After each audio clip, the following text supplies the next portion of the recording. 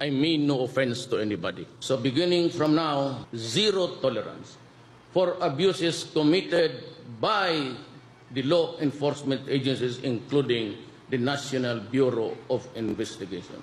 Do not taint yourself in the company of known criminals and criminal syndicates. You will be sorry.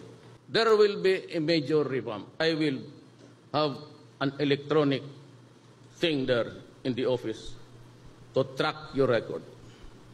And I would know, at alam ko ngayon, kung sino yung mga generals who are tainted with corruption and drugs. And you know that I know, we all know, you better resign. You have no more future in the police.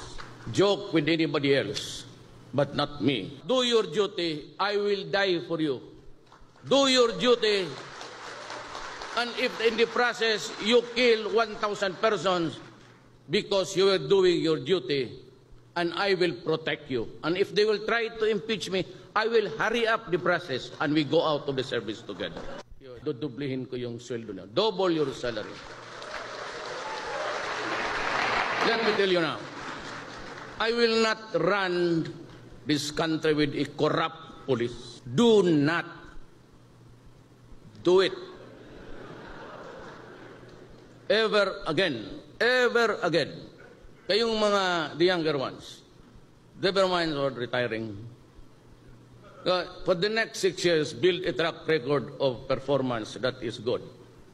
Because I will plot your history, your personal history. Yung nagkakaso kayo na may mga kidnapping, I will review you. And I will like to talk to you. In Malacanang, dalawa lang tayo. Sabihin mo sa akin kung anong gusto. My job is to bring peace.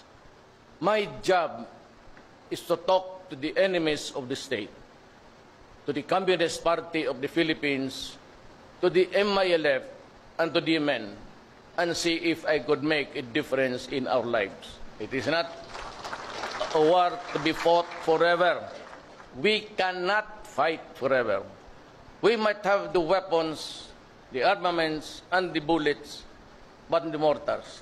But does that not make a nation? My job is to bring peace. But hand in hand, I must also bring order in my country. Magbilang kayo ng oras.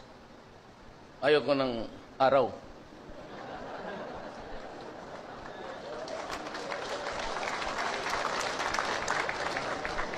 The drugs must be suppressed.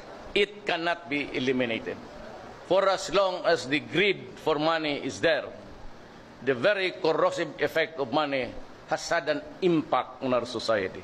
There are a lot of people, lives destroyed using it.